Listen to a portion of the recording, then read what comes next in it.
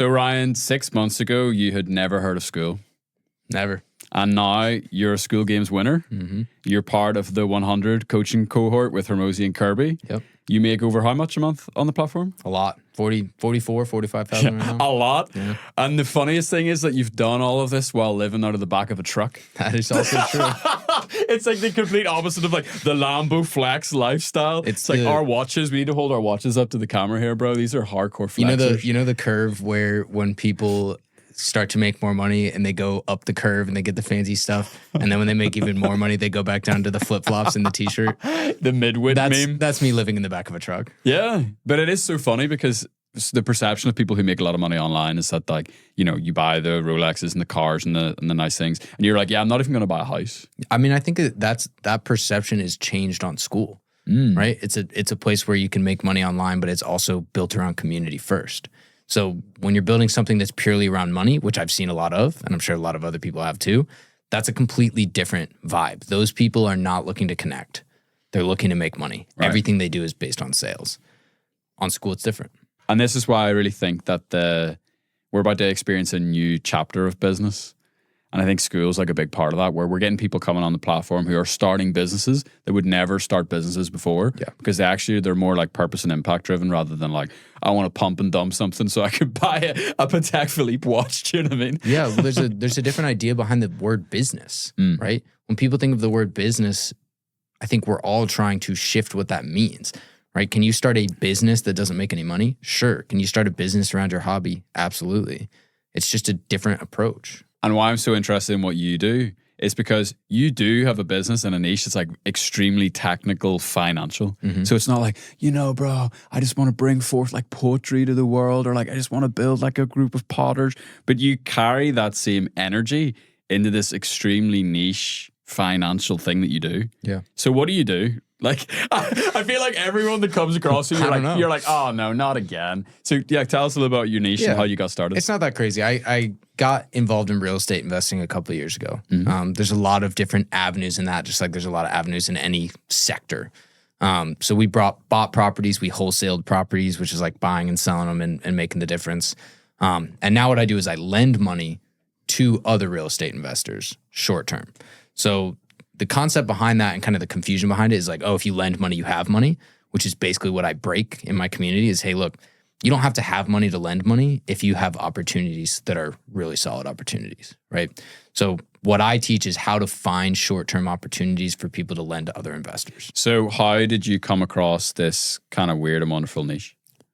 It was all a part of the real estate investing community that I was a part of. There was a lot of different branches of it, and I kind of tried all of them and failed at a good bit of them. But my approach that I used then, same approach that I used to jump on a Skool, and the same approach I'll probably use for the rest of my life, is I just looked at people who had the life that I wanted, in a sense, and that I could relate to. So I found a couple people that were my age that were successful, and they were dabbling in this stuff. So I started dabbling. I found success. I enjoyed it. It was better than what I was doing before. And so everybody else dabbled with it. I took it from a dabble to the full-time thing. So you started off in like a community or mentorship? Mm-hmm. So meta, bro. Yeah. And you are a star student of every community I've ever seen you in, whether it's, by the sounds of it, this real estate community you were in, the Skool community, the 100 that you're in now, and even like Kirby fan club, even like communities that like there's no financial like incentive for you to like be active and like build up good reputation. That just like, seems like who you are, and I think we'll get into that a little bit later. Yeah. Well, that's kind of it's a double-edged sword, because the reason why I have been able to do everything I do is that I think long-term, which I think is a common theme that you'll hear among people that make it in the long run. So when I started in the real estate community, I didn't make any money for well over a year, but I worked every single day. And so same thing happened on Skool. Like I was putting the inputs in for a long time. And even when I won the Skool games, still nobody really knew who I was. And even after that, still nobody really knew who I was. But I didn't change what I was doing. I just kept doing it. And the cool thing is that some people are willing to do that for a week, some people a month, some people 3 months. I just will never stop. And because of that, I know what the result will be eventually. I don't know when it's going to happen. Sometimes it happens faster than others. But that's the approach that I've taken, is just that consistency. And the objective to actually add value to other people. And I know that monetary can happen from those things, but it's not necessarily the goal. And it's not really how I'm wired either. Like, that's just not my objective. You know the quote, faith that moves mountains? So I just like had a picture of you there where it's like, sometimes faith that moves mountains looks a lot like walking towards a mountain with a pickaxe. Yeah. And just chipping away, like chip until like all of a sudden you look up and the mountain's gone. Yeah. And now you can like move through that mountain instead of like what we're promised online a lot, which is like you walk up to the mountain and you can just like David Blaine it away. Yeah. Do you know what I mean? It's just like in 3 days it will just totally disappear. Yep. You're like, yeah, I just have that in my head. It's like you're like a miner that like literally just like walks down with the pickaxe and it's just like tick, tick. That is a picture of what I do, 100%.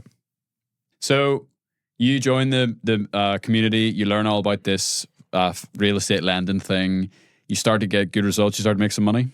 Okay, Yep. so I quit my job 6 months before I jumped on Skool. And in that time, I built my actual lending business. So again, that was like behind the scenes. I started a YouTube channel, so I talked about it a little bit, but that was purely the actual business. That was just me in my room trying to make money, lending money, learning, making mistakes, losing a lot of money, which I have done plenty of. Really? And that was about 6 months before Skool, was just building that up and building up the credibility, which again was another long-term play, right? Like anybody watching this that's been on YouTube, like that doesn't, I still have not blown up on YouTube, but I just continue to talk about what I'm doing and building up that good faith. And I didn't have a reason for it at the time. Like there was nothing I was monetizing. It was just, I'm doing this thing. It can probably help other people. So that was the lead up. Cool. So you started actually doing the business. You had success in the business. And then you decided to start teaching about it. It's so funny that you even have to spell that out because so often people try to teach the thing before they can actually do it. Yeah. And even when I joined Skool, I had not made the decision I was going to teach about it at all. I made a Skool community with a different name than what I have now. Oh, I didn't know that. With nothing inside of it. And I built it because I saw an ad, right? And the ad said, make a Skool community.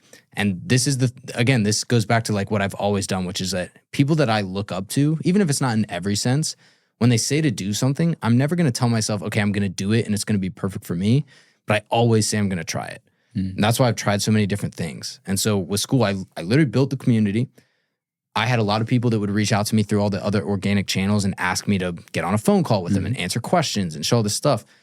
And then I had the Skool community and it didn't click when I made it. But like a week later or a few days later, I got all these questions from a post I made. And I was like, you guys should all just go over here and then I'll do a training on that thing. And so my Skool community was named Financial Foundations. Tons of people joined it based on thinking it was like a finance thing, which it wasn't. There was nothing in the classroom. And I literally would just make posts and be like, hey, what's the next thing you guys want to learn about? And then I would talk about it. Crazy. That was it. So you actually used the community as a container just to put all the people that like were already asking you questions. Yes, 100%. And it wasn't even to do with like, yes, I'm going to teach you about this specific path. I'm going to teach you how to become a lender, blah, blah, blah. It's just like, hey, let's just like, what do you want to learn? Let's just get in there. Yeah, just answering questions. Bro, it's so wholesome. Yeah. I love it. I actually didn't know that. Yeah, that's exactly what I So did. you see the ad. What was it about the ad that made you join? He just said to do it. That was it. And like, did you know Alex? Oh yeah, I knew who Alex was, but I didn't know Right. what the heck Skool So you was. looked up to Alex and you're like, yes, sir. Yeah. Bro, I love it. Yeah, I mean, that is exactly what happened. So you jumped in and then what was it about it that grabbed you? I love community and I was already a part of a community. So I knew the power of it. A couple months later, I could tell a story for forever, but I had a lot of things that I attempted and failed at. And one of them I attempted and actually succeeded at, but I hated it. And that was in January of this year. So a couple months, beginning of this year. And I sat down at a little mastermind with friends and they said, okay, if you hate this thing, what is it that you want to do? And I said, I just want to teach people how to do what I've done that works. And my quote exactly was, I want to speak on stages and teach what I'm doing. Whoa. But that's a hard thing to do. Like you can't just pop up on a stage one day. And so literally that was in February that I made that decision. And then I joined Skool at the end of March. So I had like a buffer, which actually, to be honest, that buffer was me trying to shut down the old business. Sure. And then I jumped on Skool and I had this massive amount of time because I had just shut down the other business. And I looked at what people were doing and I was like, wait, this is my stage. And that's how it happened. This is my stage. Yeah. Bro, that's fire. What was the thing that you shut down? Wholesaling. Why'd you not like it?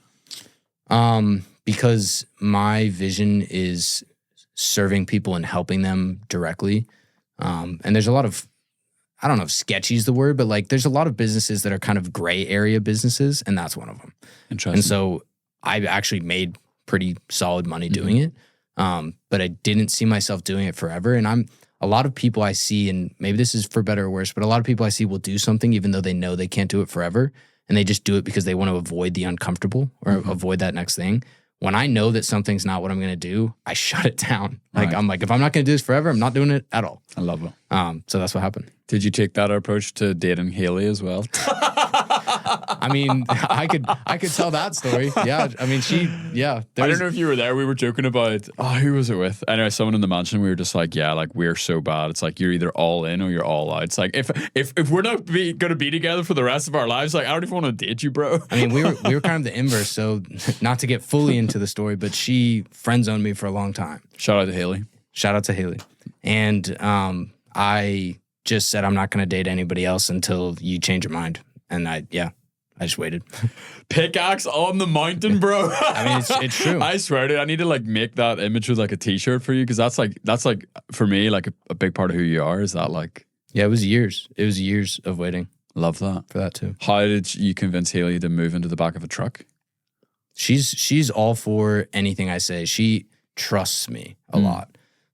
So we also lived in a van before this. So we had done it before. And so the truck was a huge upgrade. I mean, it's a different upgrade. But I get that it sounds weird that we do that stuff, but it's just simplicity. And not only is it simplicity, but we had already experienced it. So what happened actually was that when we had the school thing going on, we just wanted to be able to be flexible to do things like this. And it's really hard to do that when you're stationary, and especially when you're in the investing world, you're handling all these problems. So we literally decided to move into the truck the day before we did, like actually. And we just threw all of our stuff into a basement in one of our rental properties and left. And we've been gone now for months. Crazy, dude. Yeah. And that approach to keeping your costs low, talk to me about that. Well, yeah. How were you able to afford your first house? That's kind of an interesting story. I'm cheap as crap. That's the answer. I mean, I'm very cheap, and we just, I don't know. I don't buy stuff, and neither does Haley, which I think is rare. Like usually I feel like there's usually a push-pull, right, between the two. We both just don't. So, I mean, we lived in a van for a year. I was a raft guide on a river in Montana, and then we worked at a ski company at the mountain in Montana. Made, fine money, and we had no expenses. We lived in a van. So we spent like $100 a week on food, and that was it. Insane. And so we did that for a year, and then we just saved up enough money to go buy a house. It's not easy, but it is simple, like that path. And so then we've just replicated that ever since.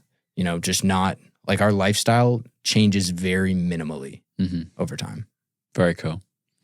So you hop on Skool. You don't have an audience. You don't have all these like millions of followers. You at the start didn't even really know what you were going to do. How did you end up winning the games? Like that first kind of like, oof. Yeah. I mean, it can be really demoralizing when you see everybody else, that whether this is true or not, it feels like everybody else has this huge following, right? So they like say one word and make 10 grand or whatever. And I can't do that, right? And so my first thought is like, oh, I can't do this, right? But then I have this thought of like, well, why can't I do this? And so when it came to the Skool games, I basically, and I could show you messages and probably videos of me saying this, but I said, if I could get to 5K a month, or maybe it was 8K a month, then that would change my life, because it would mean that Haley could quit her job. Right. And that was like my entire objective. And I was like, the month before, I think the last place person made 16K. So I was like, I don't think I can pull this off, but I'm going to go for it because it's a good motivator. And like, if I get half of that, it'll change my life. Right. Reach for the stars, and if not, Haley can quit her job. Yeah, exactly. And so we hit half of that. The momentum kept building. But I hit a wall around that 8 or 10K and I gave up for like a day. I mean, I'm dead serious. Like I felt bad for myself. I gave up. I was like, there's nothing else I can really think of to do. And then I just started looking at what other people were doing, getting ideas. This was also new to me. Tried a new idea, doubled that. And then same thing. Felt like I was beat. Like you gave up for 33 minutes. Yeah. And I gave up 3 times, like 3 different times in that month I gave up and was like, I can't pull this off. And I just came up with a new idea each time on how I could generate more revenue. And it ended up being actually the highest earning School Games month still so far in the history of the School Games. Damn. And we pulled it off. And it was like most everybody else on there had a big audience. And I just came up with, I guess, better ideas. And I also, shout out to Patrice, because Patrice was the exact same as me.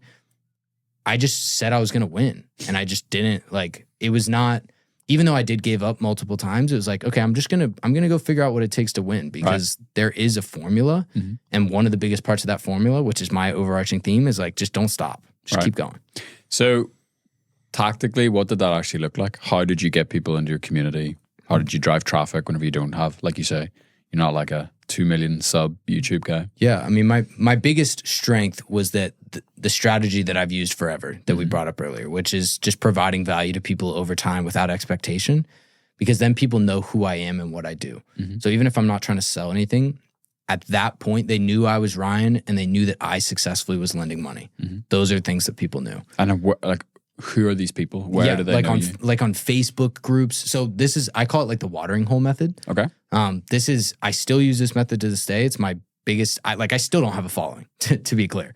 But the watering hole method is basically finding where your audience already is. Because when you create content, there's a million things. You got to have a hook and a thumbnail, and you got to do all this stuff right. And even if you do it right, there's a good chance nobody sees it, right? But if you go to a Facebook group or a school community where there's a bunch of people, then you can literally just walk in the front door and they're all listening. Mm. And you can do that with comments, you can do that with posts, but you can do that in the watering hole that they're already in. Right. And so I have religiously used this method, and it's what I did then, and it's still what I do now, which is I go into the watering hole. I go into groups where the people inside of those groups are the people that are my audience, and then I just provide pure value, and then on top of that, I add authority. That's my 2 things. So I'll start with my proof. Hey, I made a bunch of money. I did this. I quit my job. My wife quit her job, whatever. That's my authority. And then I'll literally say, if you want to do the same, here's 3 things you can do today. And I'll give action steps. And then that's it. And I do it religiously all the time.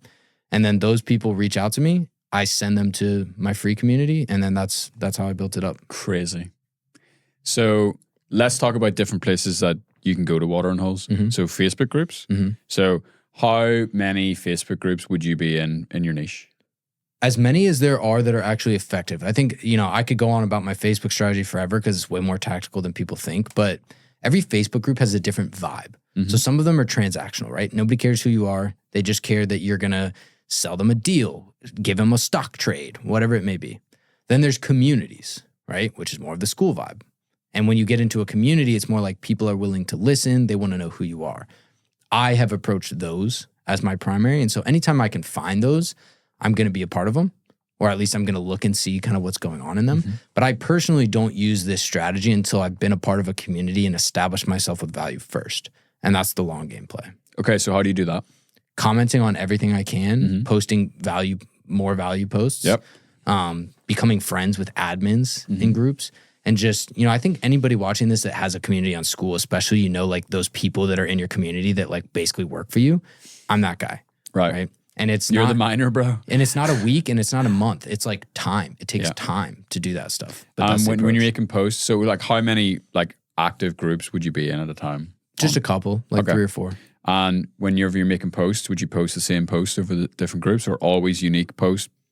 Well, how do you work that? I'll post the same posts, but slight variations. Yeah. Like vary the hook or something. I don't do the like copy paste stuff. Cool.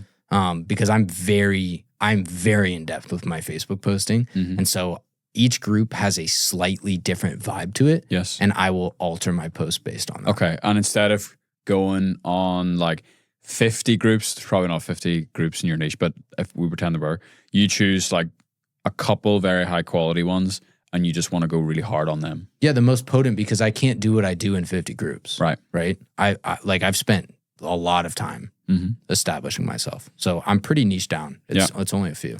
So other examples of watering holes, Facebook groups are great. Other school communities? School communities, local meetups is a huge one. If you have a niche. So in real estate, local meetups is pretty big. Like there's probably a meetup every night in most cities for real estate. So if one of those meetups is in your niche, in your watering hole, then going to those is another huge one. It's IRL too. So you can get that face-to-face.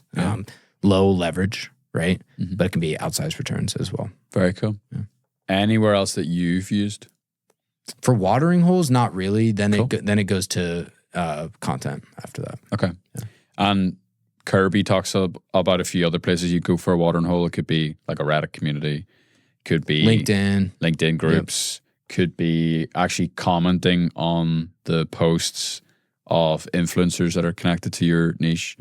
So like I said, watering holes, watering people. You know what I mean? It's you're the big hippos that are hanging around the watering hole that attract your people. Yeah, you borrow eyeballs. It's borrowing eyeballs. And if you can borrow the eyeballs, because like YouTube, it takes forever, years to build that up.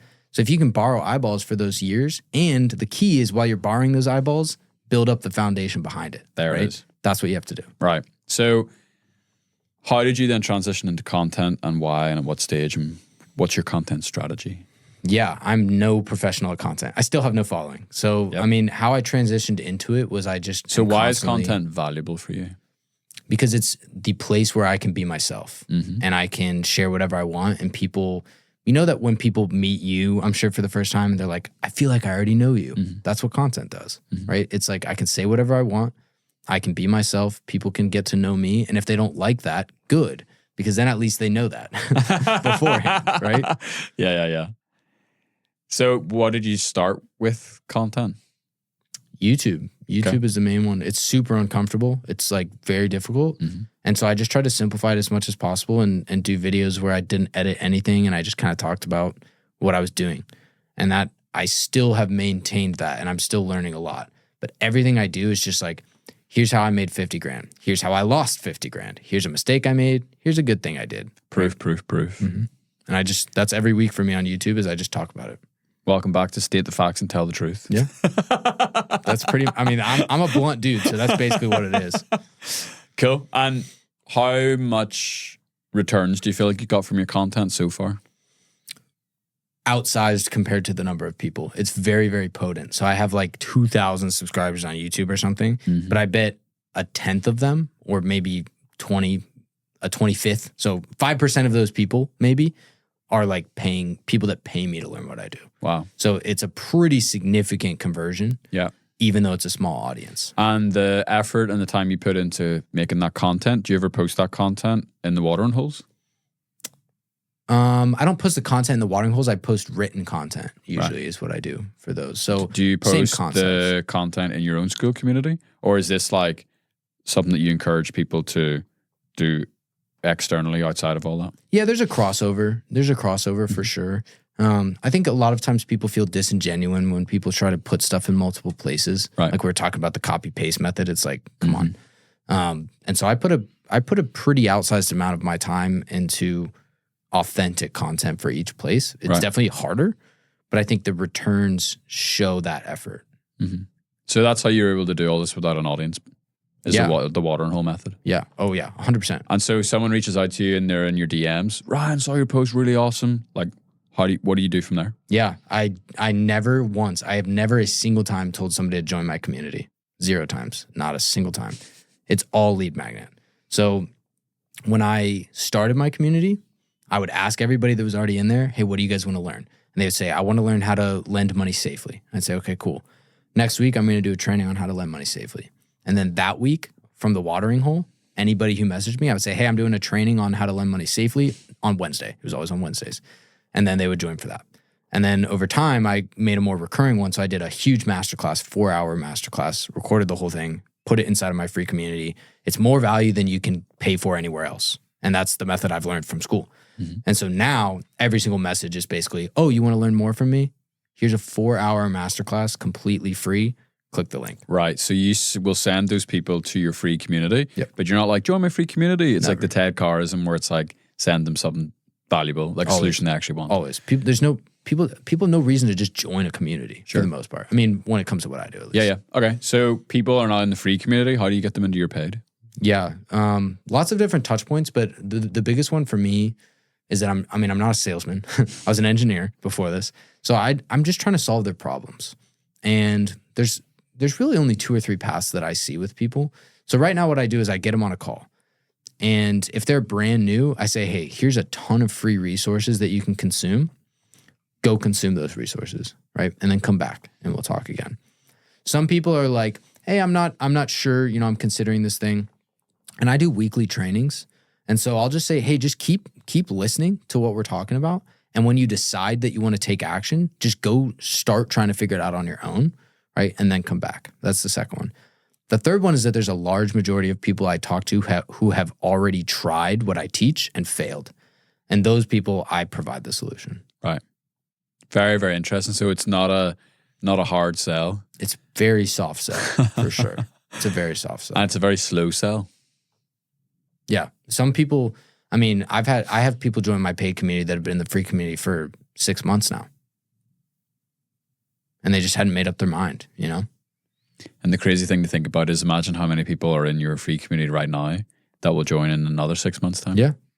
Slow and steady, bro. Compounds. And there's massively. The free community now has, I think, 3.3 thousand people. And it's literally all from the watering hole method. That's crazy. It's crazy. It just compounds over time. Yeah, man. So you are a bit of a contrarian in lots of areas of your life, but especially how you use Skool. Like that approach to sales, I think, is very counterintuitive to what a lot of people preach and teach and think. What else? How else do you use the platform that you feel like you're zagging where everyone else is zigging? Yeah, I think the big zag right now is that there's an emphasis on like activity. Mm-hmm. And I completely do not emphasize that at all. So a lot of people have different tactics for how to use it. Like engagement, like people commenting and posting. Yeah, people engaging. Mm-hmm. It's just the biggest problem that is the reason why I created my community, the paid one, is because there was a ton of people that did what I did that had no results. And the reason they had no results is because they came from places where people sold them the fast pass, right? And those fast passes all cost money, and they literally did not do anything to get you closer. For perspective, in my community, it's like, hey, before you start, go pay for an LLC, go pay for a fancy CRM, go pay for this, money line of credit, like all these things that cost a bunch of money. And then the people come to me and say, okay, I'm ready. And I'd say, okay, if you're ready, then go start working. Like, what have you been waiting for?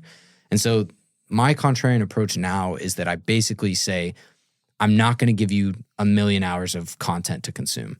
I'm not going to give you anything to waste your time on. And I'm not even going to unlock any of the cool stuff that I offer until you've accomplished X, Y, and Z, right. All these different milestones. Because the reason, I used to give away like some cool masterclasses on content, for example, and I did level unlocks for them.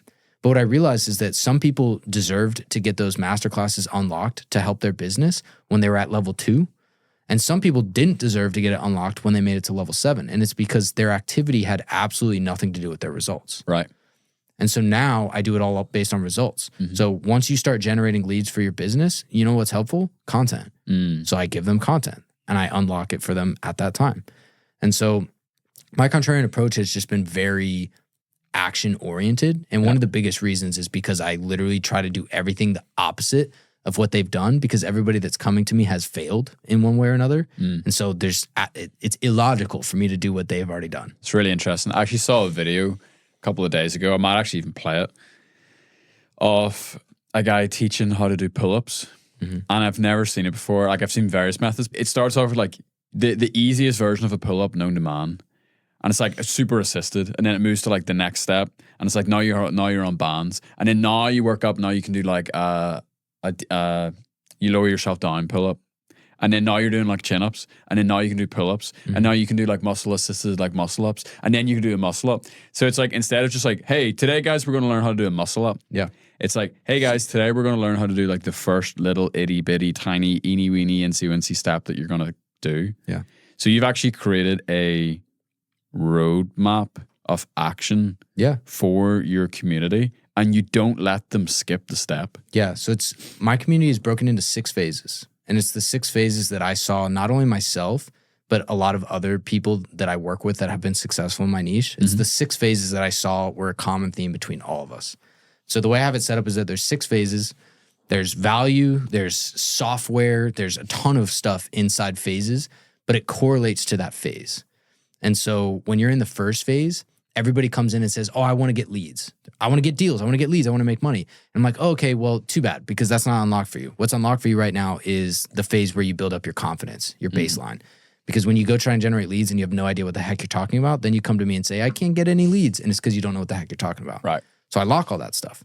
And I make them go through all the confidence. And not only go through it, but do action-based steps. So I make them record elevator pitches and post them so that everyone can see them. Bro. I make them fill out worksheets. I make them do all these action steps and post them so that everyone can see them. And once they've accomplished all that, then the next phase unlocks. And it's like that all the way through phase 6. So whenever somebody feels stuck, I basically just say, well, what phase are you in? Go back and do that thing. They're like, but I want to get my CRM set up. Too bad. Dude, do you know what this is? I know we've joked about this off air. This is like what Ramsey did for getting people out of debt. Yeah, one step at a time. He's got the 7 steps, the baby steps. And anytime people call into the show, he's like, oh, what step are you on? Yeah. So he identifies where they're on where they are on the roadmap, and then he can like give them specific advice. And he always says, you cannot do the next step until you've completed the one you're on. Yeah. It's not perfect. It never will be, but it's so based on action. Dude, now I'm thinking like, what is Skool's version of this? This, I guess. Bro, this is massive. Okay, so like very tactically speaking, like how do you actually like stop people from moving on to the next step, and how do you like allow them to move on? Yeah. Okay, so like super nerdy tactically, it's all automated.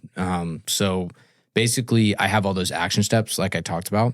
And those action steps I have linked offsite. And so you fill out a form, you submit that worksheet, you post a video. And then when you check all of those things off, then on the back end, once they're all checked off, then it'll just automatically unlock the next course. So the classroom will be locked, and then you've got like some sort of automation system that will unlock it based on the actions. Yep, exactly. Right. So I'm going to pause 1 second. That is like the high level version of this. You can also just do this manually. Yeah. So you can like talk to Jimmy in your community. Okay, Jimmy, like let me know when you finish phase 1. Jimmy messages you, hey, I finished phase 1. You can go into your classroom and just like manually unlock it. Yep, 100%. Yeah. Just start with the unscalable version first. Yes. Make it simple. Cool. So why are you so against the leaderboard, like points and like incentivizing for engagement? What do you think it does to communities? I can only tell you what it's done for mine. I only talk about the experiences State that the I've had. facts and tell the truth. Exactly. So what I've seen is that, again, I am very, very biased on this stuff because I have a influx of people who are almost in desperation mode because the amount of time and money they've spent on things that didn't work.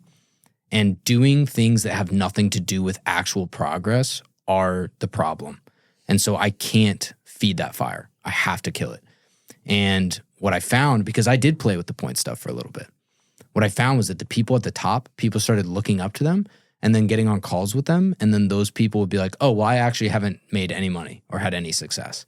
And so it was skewed. It was this thing where new people were coming in and looking for mentors that were not mentors. So I had to get rid of that. It also creates a negative reputation in your community. Because like, dude, the guy who I thought was number 1 doesn't make any money. Yeah. What the hell is this place? Well, yeah, and not only that, but what I realized was the people that were way lower down, why were they lower down? Because they were working. And so I now say, hey, look, I would rather not see you for a week and have you come back and post one fire post about all the things that you did. And that's what we do. Our engagement has been cut in 1/10, literally, of what it was. But that's why. It's because I want these people to be taking action. And I basically, everything I've done has been crafted around that idea of you can't come in here and sit in a classroom and watch 10 hours of videos. I delete my old recordings. There's nothing there. You can't do it. All you can do is take action. It's the only option. Bro, I think this is like, it's pretty revolutionary. Because when you're a beginner in anything, that's the stuff that like, that's stuff that you hang yourself with. Yeah. You've too much rope. And you end up spending 8 hours a day trying to make like TikToks. Dude. And TikTok will never do anything for that niche. Good. I mean, I have a friend who recently decided he wanted to start a business a month ago, maybe. And he has been thinking about a name. I can't make this up. He's been thinking about a name for that business since that conversation a month ago, and it still has not started. Thinking about a name. Now, for context, in my contrarian approach, I created my community and made a trash name that had nothing to do with what I did. Yep. But I also, to bring it back to Skool, when I started my Skool community, I was on a phone call with somebody who actually said, do you want to start a Skool community? I'm thinking of starting one as well. And I said, let's do it. And we both made a community on the same day. That was 6 months ago. My Skool community now does what my Skool community does. His Skool community still is just a blank slate. Yeah. And it's because there's all of these things that you can emphasize that have nothing to do with the progress. Yeah. But what I teach in my community is, leads is what drives my niche, right? And so what I say is, look, you can have a website, you can have a logo, you can have a CRM, you can spend as much money as you want. But if you have unlimited leads coming in, you can be broke on the side of the road with nothing. And once you get those leads, regardless of a website, a logo, or anything else, you can make $1 million, no questions asked. Yeah. Because that's all that matters. 100%. And even guys in Belfast who come to me and they're like, hey, can you help me get set up on Skool? I'm like, yeah, sure. Do you have 10 minutes? Yeah. Okay, cool, let's do it. In 10 minutes, it's done. Yeah. It's pick a crap name, pick a rough idea of loosely what you think you want to talk about, set up a live call in your calendar, and invite people to it. Yep. That's it. And there are guys who I literally have had that 10-minute conversation with, and I've shown them how to do it. And within 3 hours, like literally that evening, there's like 5 people on their first live call. Yeah. And they're like, this community thing is awesome. Like, there's people there, they're engaging, they're sharing problems, and it's like, it happens so fast. And then there's the guy who's like 3 months down the line, he still hasn't invited anyone to his first live call. Yeah. And he's like, I'm brainstorming for my courses I'm going to make. He's trying to record classroom content. Yep. He's trying to change his URL. He's trying to make the graphics look good. Yep. I'm like, bro, don't even have any graphics. Yeah. Just make it blank. Make it blank. Nobody cares. Because like, what is the platform for? It's to bring people together. Yeah. So just bring people together. That's it. That's it.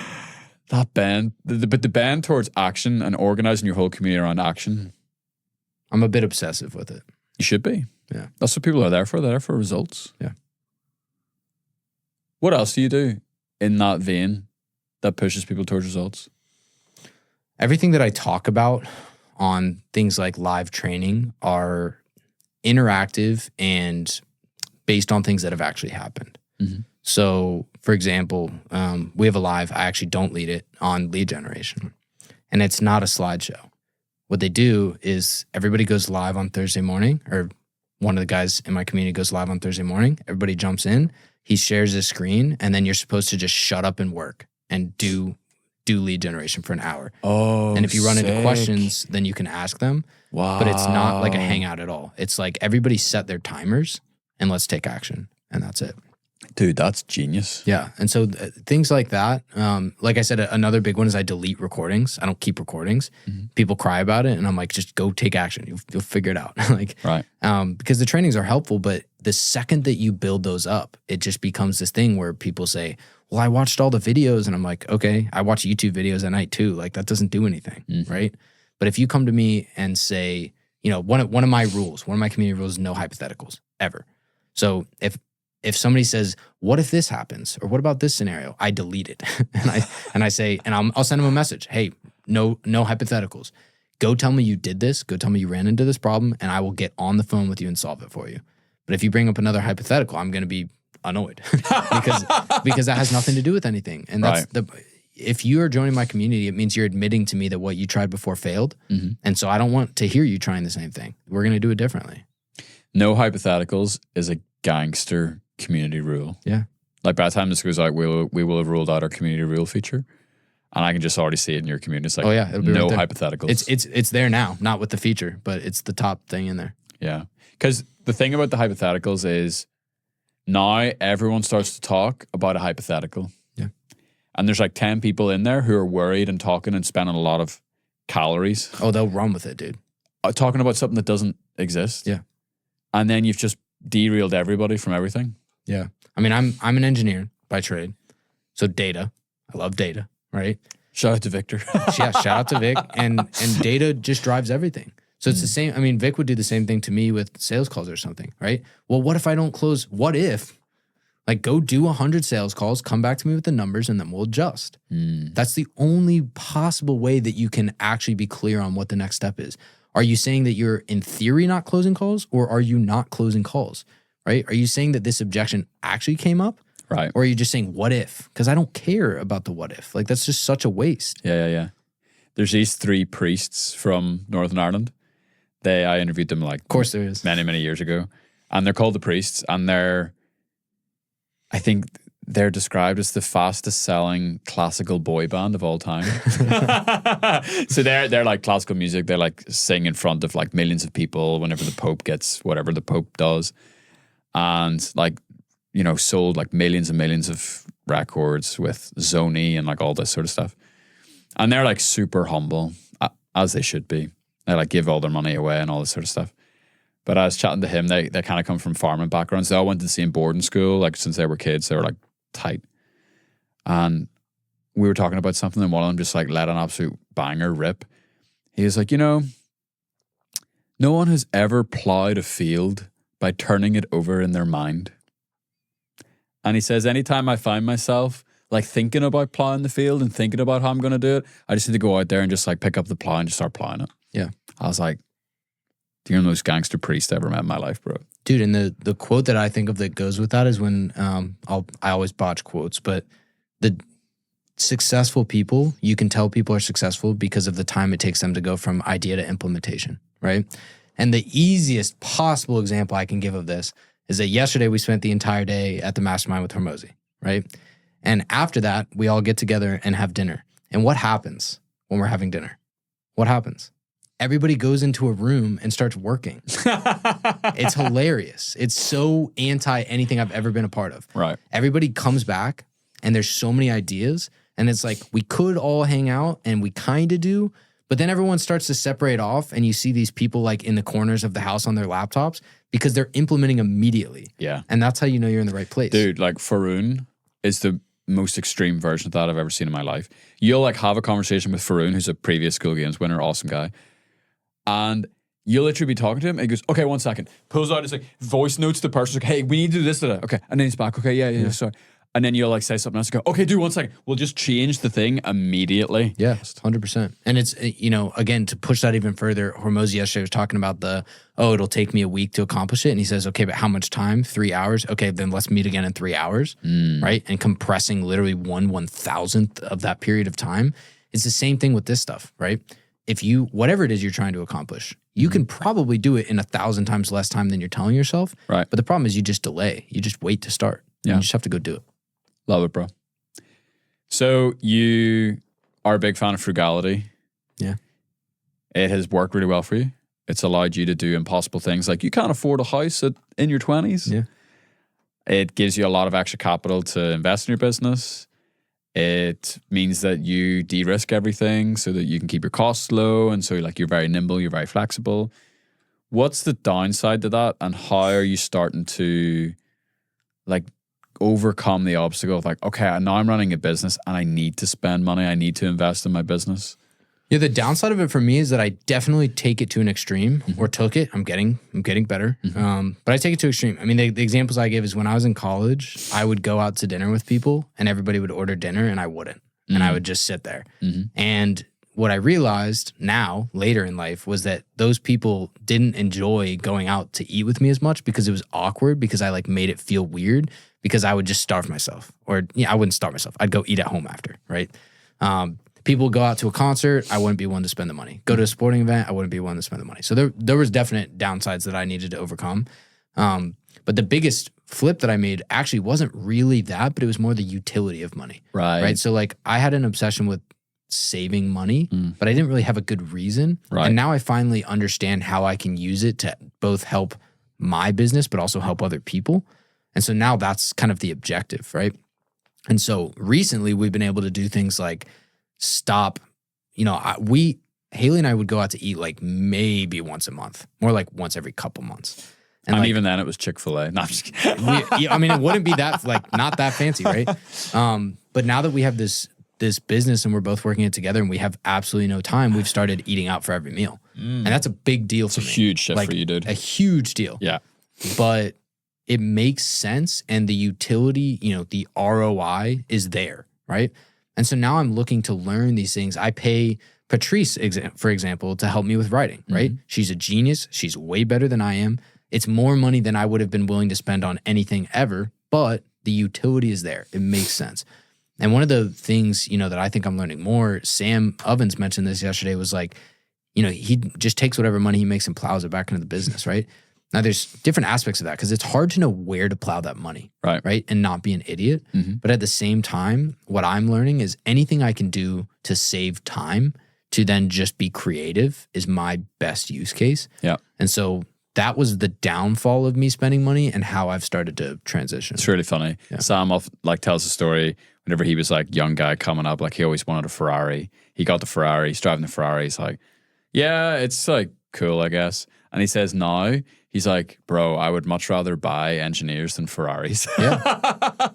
It's just a different game. And I think everybody's different too, but you talk about, again, like the shift in the money spending and also how you can do it that way. I've always hung around people that were pretty similar in that manner, right? You, for example, and a lot of the other people at school, like we're not very flashy people.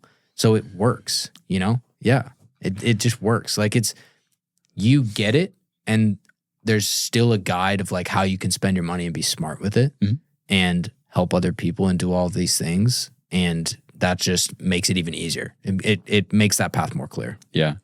I think the biggest example that I know, I don't know every nitty-gritty detail of your business, is like you drop like some serious coin on like, an Instagram course or something recently.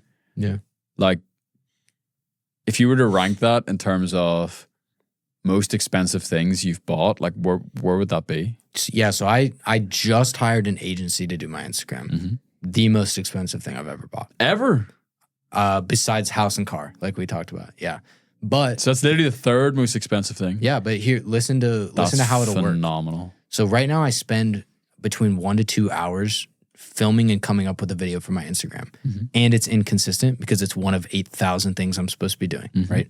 But I know the utility, I know the benefit, and I know how it can reach and help people. And so last month, I decided I was going to start posting every day, which took about 15 to 20 hours a week for me to do. Pretty significant undertaking. I was basically spending all day Saturday and Sunday just on this. I hired this company who does all the work for me. I film for 2 hours a month. So that goes from 80 hours a month to 2. Damn. Insane, right? And when you look at it that way, and don't tell them I said this, but the price, I didn't even hear what they said. They said it'll be 2 hours a month, and I said, literally send me the thing. Like this is whatever it is, right? Within reason, obviously, but like that's the type of stuff I'm looking at now. Patrice with the emails, like that's a lot of time and effort and research, and she is a savage with that stuff. She is, and I don't have the time to do all of that stuff. Yeah, and so some of it's just being realistic on like what I can do. And the thing is, there's things I can spend money on to save time, but they're not going to directly help me. But there also is things like the Instagram example where it's like, it's so obvious when I say it out loud, it would be illogical for me not to do it, as uncomfortable as it is, because it's a pretty big commitment. But I know that the payoff will be there. Yeah. What's it been like for you? I'm going to make a couple of assumptions so you can just straight up tell me. It's like, nah, screw you. What's it been like for you to really come into multiple environments, whether it's the membership, whether it's school, as like a complete underdog and like get overlooked for a long time and be like passed over and dismissed? What's it like now to start to kind of like come to the other side of that mountain? It's definitely frustrating. I wouldn't lie about that. I've always felt like, I always feel like I don't deserve stuff, but I do at the same time. Like I feel like I put in the work, and I think a good lesson is that it always takes 10 times longer than you think to get to whatever it is you're trying to do. So when I feel I deserve something or have earned something, which it's hard to debate if that ever is really true, it always takes longer than that, right? So like with the Skool games, I felt like that was a pretty pinnacle thing, but when I got to the Skool games, I didn't really get any recognition. Mm-hmm. And that frustrated me, but it also is like, well, what am I going to do? Give up and make them right? So I try to harness that in a sense, but not like have it be the thing that's on my mind when I wake up every morning, right? It's like that will drive me not to do anything insane, but more just to continue doing what I'm doing because I know what I do works. Yeah. Right. And so it's definitely frustrating, but it also feels good to be behind the scenes because what I've witnessed is that oftentimes the people that get noticed early on peak and then they go back down. Bro, but like I'll be straight up. Like when you won the Skool games and I met you for the first time, I, for one thing, just didn't understand what you did. So I was like, fair. I don't understand what this niche is. I don't understand the landing. And then, like you said, there was just like other louder people who aren't even there anymore.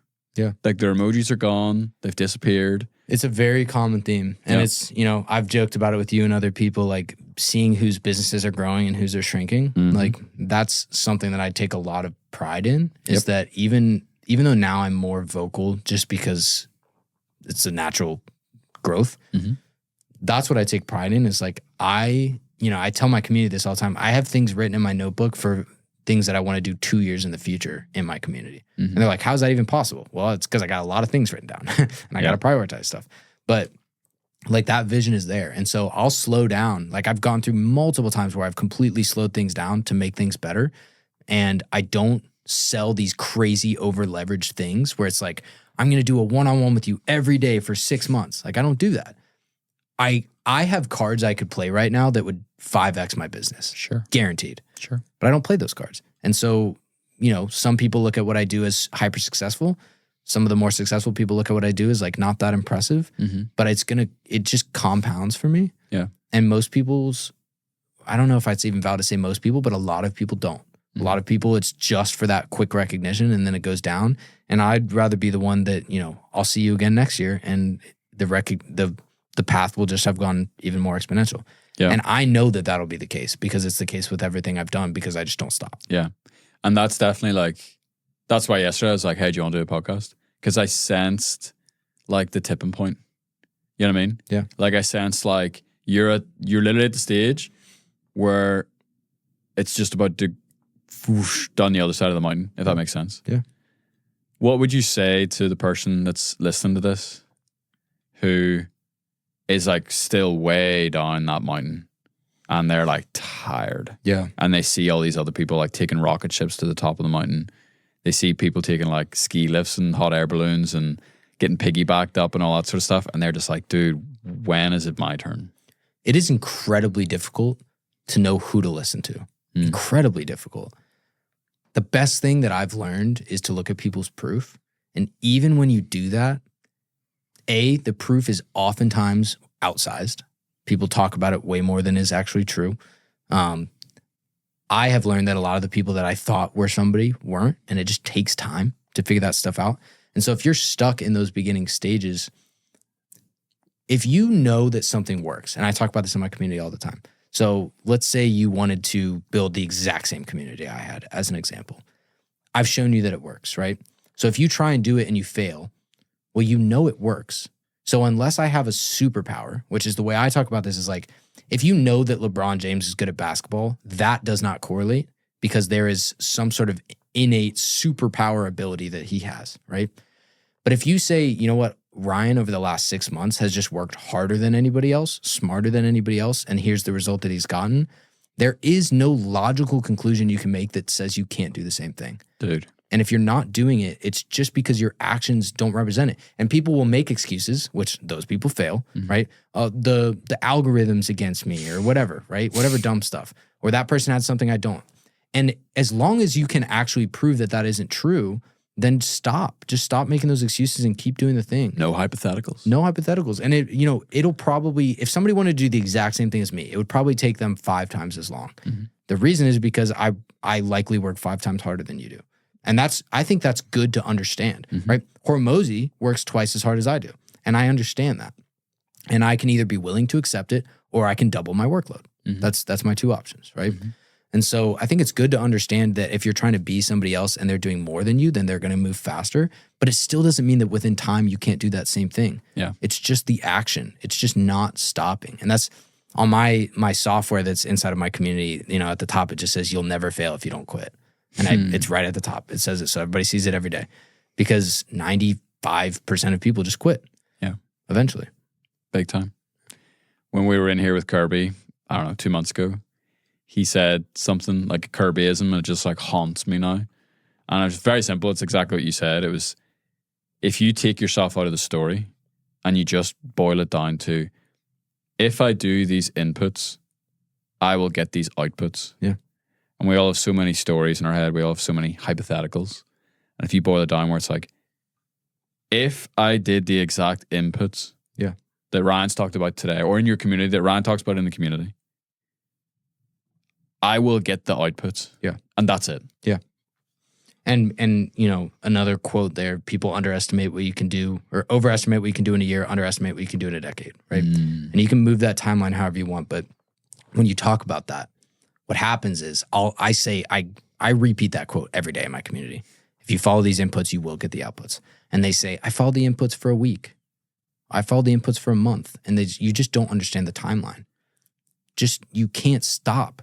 And what we've talked about today is such a small part of like my whole story, right? There's 1,000,001 things that have gone wrong. I've lost a ton of money. I've made a ton of mistakes. Like, you know, people hate me, whatever.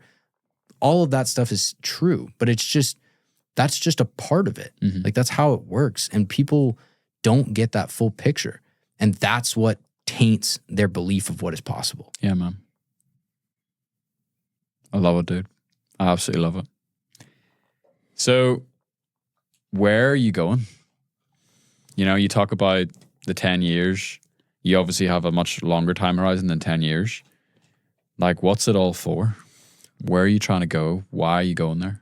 I think I've got a general timeline, but I try not to be specific. And I take this quote again from Hormozy because it's probably one of the favorite ones I've ever heard, which is that he doesn't set 5-year goals because why the heck would he tell himself what he should be doing a year from now to get towards that goal when everything he's done has changed?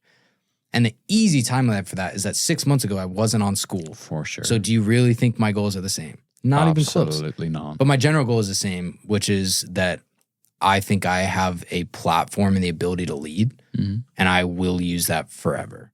And I'm always just trying to figure out how I can use my abilities to serve best.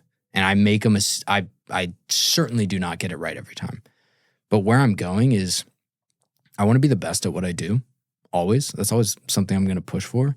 But I also want to have the most impact that I can have. And it's really hard to quantify what that looks like. Mm-hmm. Maybe it will become speaking on more stages. Maybe it will become, you know, I have this kind of this hidden agenda maybe of going back into the shadows a little bit because I like it there better. Mm-hmm. And I don't know exactly what that looks like. But it's kind of an objective of mine that's coming is like maybe going back into the shadows a little bit. And going back into the pure value, but that's all it is. Like I said, I could 10x this business, or I could not. And the way that I'll make that decision is based off of the impact that I'm having. And if I think that the impact grows with more people, then I'll continue to grow. And if I think it lessens with more people, then I'll pivot. But my main objective will stay the same, which is that I think most people have tried and failed at a million different things and have lost that confidence. And I want to be the guy who lives in the back of his truck and doesn't do any special stuff and just works and can show them that anything is possible. It doesn't matter how much time you have. It doesn't matter your innate abilities. None of that stuff matters. The only thing that matters is that you have a clear path, which I want to provide for people, and then you don't stop. That's it. Love it, dude. School truck millionaire. School bus. School bus millionaire. Exactly, dude. Thanks, bro. Yeah. Love you lots. Thanks for having me. Appreciate it.